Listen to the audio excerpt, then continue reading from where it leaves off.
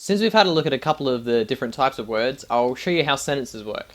I'm going to be using the example I gave in the phonetics video, which is the prologue to Romeo and Juliet, the 1595 tragic play by... I'm kidding, I'm not going to explain Romeo and Juliet to you. Let's just get into it. Alright, first line. Torsi'i breni aredo'on narikmali. This means two houses share dignity. So as I said in the verbs video, Mroti is SOV, so the subject phrase comes first. Torsi'i means lineage or dynasty, but in this sentence it's being used as house, not as in a residence, but the way they might use it in Game of Thrones, like a noble house. It has the plural suffix I, but because it already ends in a vowel, it also gets the glottal stop, such as in demro, demro'i, and milika, milika'i. In all three of these examples, the emphasis is also shifted from the first to the penultimate syllable, so right before the glottal stop. Bren means two, and because it's describing a plural noun, it also gets the plural suffix. We can tell that this means two houses and not two dignities, because adjectives always come after the nouns they describe. Also because two dignities would be a weird thing to say. The object of the sentence, aredo'on, means dignity here, but it's more of a general term for virtue or like moral character. It comes from are, a prefix meaning color, and do'on, meaning heart. This prefix is often used to denote a category based on color, such as areje, freckle color, which means ethnicity, are'kadna, food color, which means flavor or cuisine, and aremak, cloud color, which means the weather. And aretla'e is leaf color, which means the season. Narikmali is the stem of the verb of this sentence, to share. It has the third person suffix al and the same plural suffix as torsi'i and breni. So by itself, narikmali means they share. Alright, chugging along nicely. Next line. Ferona ajifa, ekoc, psahral. This means, in fair Verona, the scene plays out. In the phonetics video, I wrote and said this as psahrali, which doesn't really make much sense, but I'm sure this made no sense to you to begin with. Bhar is the first preposition we've seen, and it can mean in or between, depending on context. Bing! Mroti has no time for superfluous prepositions, and the only reason this one makes the cut is to solidify to a theoretical Mroti audience that ferona is a place and not some lonely person playing out a scene to themselves. Ferona is the closest the language can get to Verona, because unlike Italian, it lacks a V sound. Ajifa means elegant or graceful when applied to a person, but broadens to beautiful when applied to non-human entities. Bing! Ekoc means chapter or passage, but I'm using it here to mean scene because there's no better word in Mroti. Their theatrical culture is dominated by long orations and monologues that would make scenes a foreign concept to them. You might also notice that the scene, which is the subject of the sentence, comes after Verona, which is the object. What? No way! I did this to mimic the English, as there seems to be a motif in this passage of starting sentences with prepositions.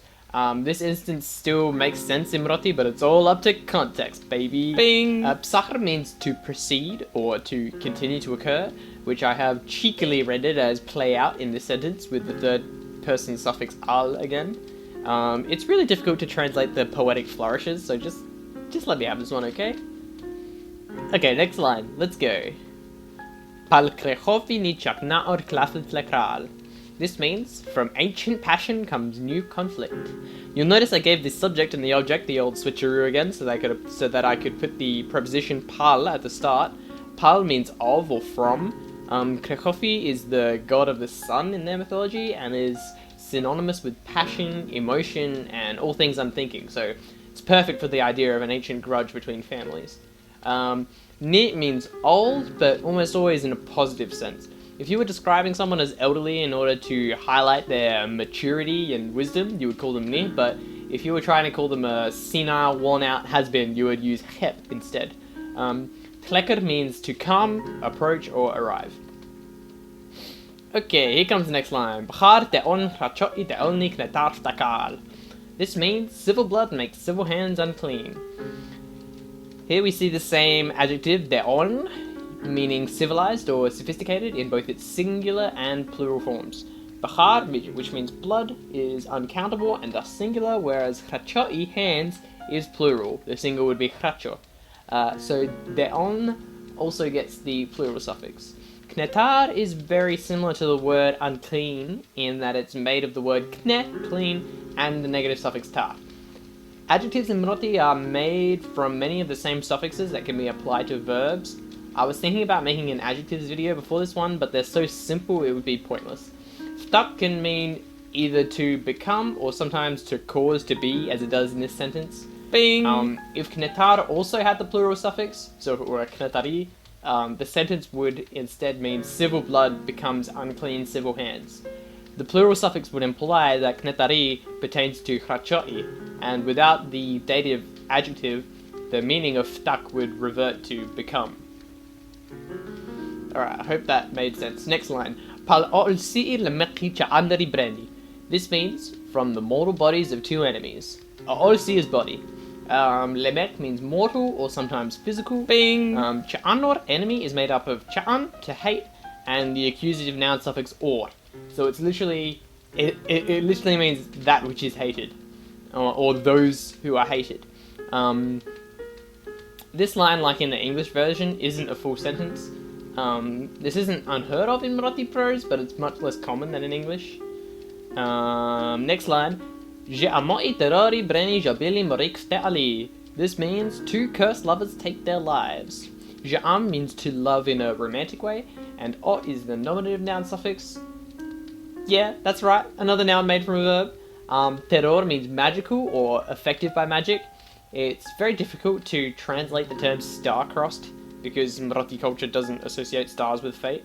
Likewise, Mroti doesn't really have an equivalent phrase for take their lives, but I've translated it directly anyway because I think it's a pretty understandable kenning for suicide, even if you've never heard it before. I don't know, maybe that's my modern English mindset speaking.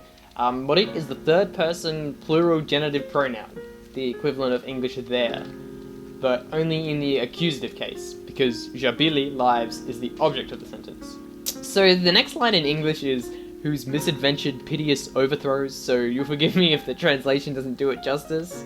Hacakna'o poretse matportar yolik. So it's sort of like their shameful, thoughtless rebellion. Hacakna'o is another noun derived from verbs. Poretse is made of poret, the god of the moon, and of cunning, thought, and passivity, and se, which means none. Se is used as a suffix on nouns to turn them into adjectives, the same way we use less in English. Matportar is another negative adjective, with matbor meaning glorious or honourable. Yolik is the third person plural genitive pronoun, the equivalent of English there, but only in the nominative. This line isn't a full sentence because it doesn't have a verb, but in Mroti the nominative is the unmarked form, meaning it's used when the case is ambiguous. So that's pretty much how sentences work in Mroti, well, simple ones at least. My next video will probably be about coordinate and subordinate clauses. Ooh, or maybe the writing system, ooh.